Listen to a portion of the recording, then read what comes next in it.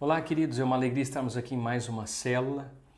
De uma forma muito rápida, eu gostaria de pensar, podemos dizer que, quem sabe, é um resumo da pregação de domingo, porque o apóstolo Paulo termina um dos grandes problemas da igreja de Corinto. Ele termina essa primeira resposta no capítulo 4 com um ensinamento precioso sobre alguma coisa que nos ajuda a vencer as facções, as divisões no meio da igreja. E justamente ele nos lembra, o apóstolo Paulo olha para ele, se usa como exemplo ele, Apolo, Pedro, e ele nos ensina como nós devemos ver os nossos líderes, como nós devemos ver a liderança cristã. E Paulo, que era muito humilde, ele rebaixa muito seu ministério, mostrando aquilo que foi chamado para fazer. E ele diz assim: portanto, que todos nos considerem servos de Cristo, encarregados dos mistérios de Deus.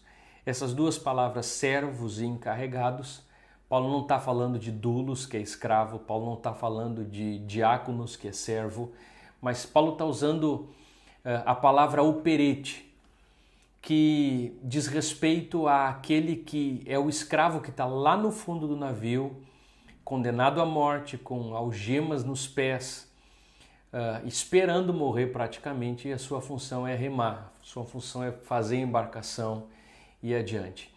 E Paulo está mostrando que, quem sabe, aquilo que nós pensamos hoje no que diz respeito à liderança eclesiástica, aquilo que nós imaginamos da fé cristã, aquilo que nós temos como ambição espiritual das coisas de Deus, talvez no contexto daquilo que havia no âmago e no coração do apóstolo Paulo, e talvez por isso os motivos de divisão, de orgulho, de inveja, de grupos, de facções dentro da igreja, tem muito a ver com orgulho. E Paulo havia abandonado as suas ambições há muito tempo atrás.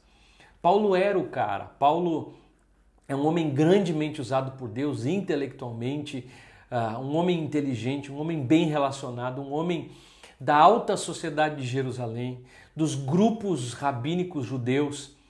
E esse homem deixa tudo isso para pregar o evangelho de Cristo. Ele por muitas vezes disse: olha, eu escolhi não pregar, eu escolhi não usar o poder da oratória, mas falar daquilo que pode ser loucura para os homens, que é a pregação do evangelho.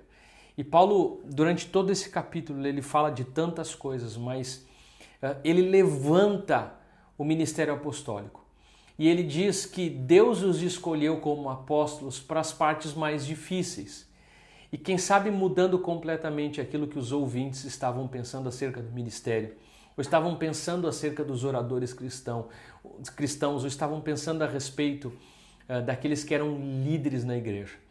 E Paulo os lembra, e quem sabe dá o argumento final, dizendo que não há lugar no corpo de Cristo, dizendo que dentro da igreja não há lugar para soberba, não há lugar para vaidade, porque nós somos servos, escravos, nós somos mordomos encarregados dos mistérios de Deus.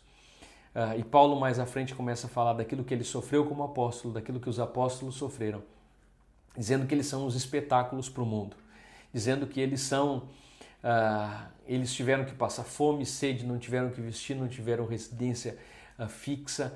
E aí eu me faço uma pergunta: o quanto o nosso evangelho hoje nos apresenta essa faceta do chamado de Cristo, que nós somos chamados também para sofrer o resto das aflições de Cristo.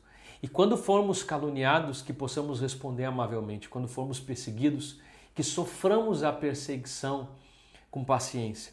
E quando passarmos por problemas como o apóstolo Paulo nos ensina no versículo a partir do versículo 9, ele diz: nós estamos em último lugar como condenados. Até agora estamos passando fome, versículo 11, sede e necessidade de roupas. Estamos sendo tratados brutalmente.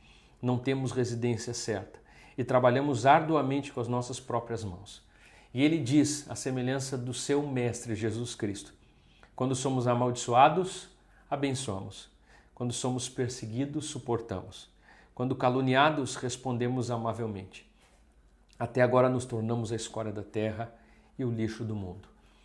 Eu quero encerrar somente refletindo que hoje a igreja, graças a Deus, está cada vez mais atenta e preparada para os direitos religiosos, para como defender a igreja dos ataques desse mundo, dos ataques dessas ideologias. Mas a pergunta que eu faço hoje, quem sabe vai um pouco mais a fundo dos nossos interesses e dos nossos desejos. É se nós realmente estamos dispostos a seguir Jesus nos momentos mais difíceis, diante da morte, enfrentar, quem sabe, perseguição, luta, fome, dificuldade, estarmos dispostos a sermos rejeitados, perdermos amizades, sofrermos preconceito dentro da faculdade, dentro do trabalho, simplesmente por dizermos que seguimos a Jesus e seguimos os ensinamentos do Mestre.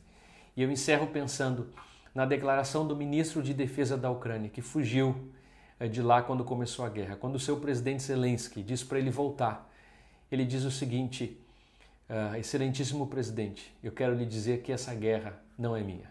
E ele não retorna para lutar junto com o seu país. E a pergunta que nós podemos fazer hoje é que se essa guerra que o apóstolo Paulo está falando é minha e é sua também, nós precisamos dizer nesse dia se nós estamos ou não dispostos a também, assim como o Senhor tem nos abençoado tanto, se nós estaríamos dispostos ou estamos dispostos a lutar outras guerras e sofrermos por amor a Cristo. Que Deus nos abençoe.